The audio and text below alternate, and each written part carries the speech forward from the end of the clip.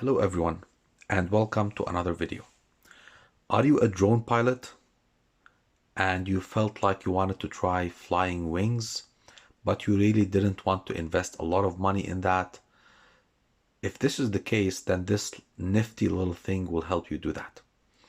So if you're a drone pilot, you must really have a lot of these or a lot of those lying around. This is basically an F4 flight controller. You can basically load iNav on it, and you can mount it in a wing. The only problem with this flight controller, which is typical of all, controllers used on drones, is that it doesn't have the physical connections or the current capacity to drive servos. And, flying wings have two servos, most probably 9-gram servos. Each one is basically, needs around 700 milliamps. If you're flying bigger planes like, the Zod, Talon or the Zod Rebel, then they have maybe around 4 servos. They need more current. So this thing does not have the physical connections or the power capacity to basically support the servos. This tool basically complements the flight controller and enables you to basically connect servos. It provides you with the right connections, and it basically enables you to mount the ESC just on top of this PDB, and basically supports the current capacity and the physical connectivity for the servos. Let's see how we can do that. So this is a Matek PDB. I believe the part number is F722-PX-W. As you can see here, I'm gonna just try to have my camera zoom in. So it has connections for servos. So 1, 2, 3, 4, 5, 6, 7, 8. You can connect up to 8 servos to it, and the connections are right here. And it has 2 connections for ESCs. So you can even drive planes that have 2 motors. This is the first one, and this is the second one. Now, the nice thing about this PDB is that it has a built-in current sensor up to 132 amps. And, you just set the scale in Betaflight, and you got current in case your, flight controller doesn't have any current meter. Also, for all the servo connections right here, it can supply 5 amps in total. The burst is around 5.5 amps for a couple of seconds.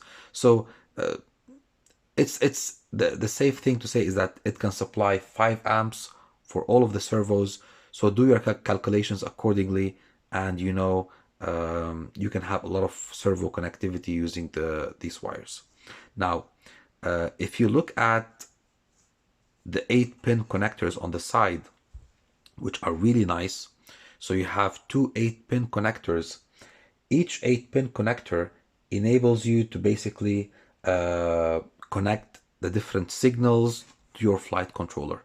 So basically you would mount your flight controller on top, and then if your flight controller has an 8-pin connector, you can simply plug it into it. Of course, you have to make sure that you swap the wires so that you would connect the right signal to the right pin. And going through those 8-pin connectors, the 2 8-pin connectors on the PDB, the first one, for example, supplies VBAT, which is the battery voltage.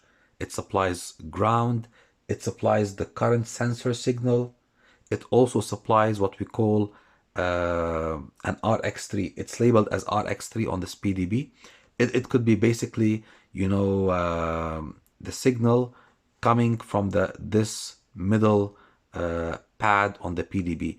This middle pad is basically designed to take the telemetry line of the ESC. So you connect the telemetry line from the ESC to the center pad on the ESC input signal, and then you can take that through this 8-pin connector, take it directly to the flight controller, and that way you would connect the ESC telemetry directly to the flight controller.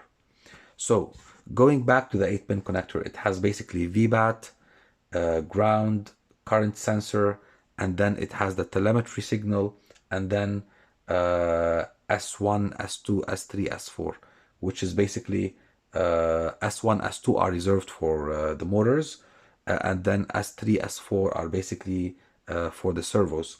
And then we go to the second 8-pin connector, and basically it also has the remainder of the servos. So we start with VBAT, then basically ground, and then S5 up to S10.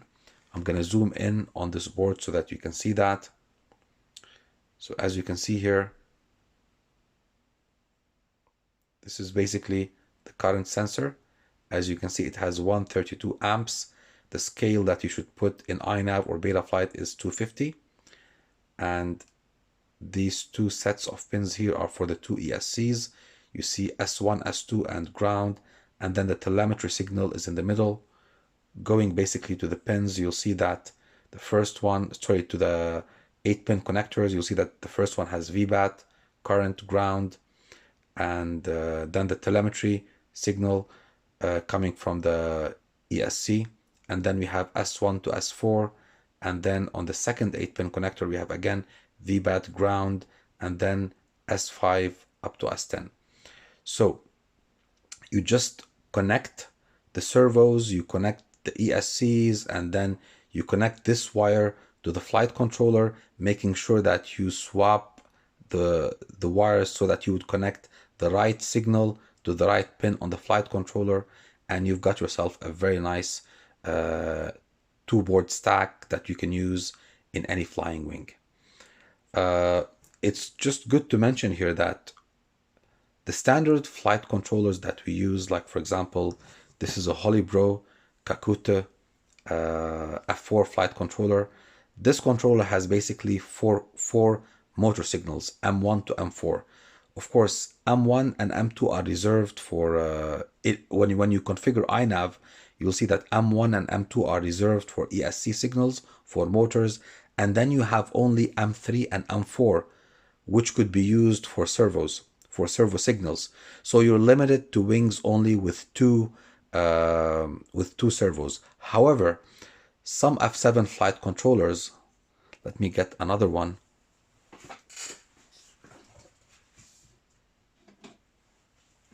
For example, this is the Kakuta F7 flight controller. And this one has basically 6 motor pads. So M1, M2, M3, M4, M5, and M6. If you do the math, you'll see that M1 and M2 will be reserved for ESCs or for motors. And then you have M3 up to M6. So you can actually drive 4 servos, which is more than enough. I mean, if you have a plane, you will have 2 servos for the ailerons, 1 servo for the rudder, and another for the elevator. So this F7 controller will be basically more than enough to drive a standard plane with 4 servos. I've personally used this on the first wing that I've flown.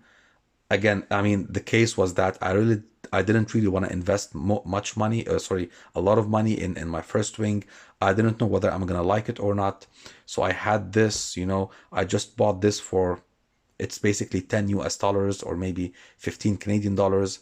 I bought this, I coupled that with an F4 flight controller. I loaded iNav and I had a blast with the wing, It was so fun flying that wing. My first wing was a Sonic model, AR Wing V2. That's a good wing to start with if you're considering, trying wings. I would recommend that you basically start with the Sonic model, AR Wing V2. I mean, of course, you have a lot of other nice models, but this is the one that I've tried, and it was really nicely built, and it had ample space in it to basically put all of your components. So this is it for the video. Any questions, any comments, anything you wanna, clarify?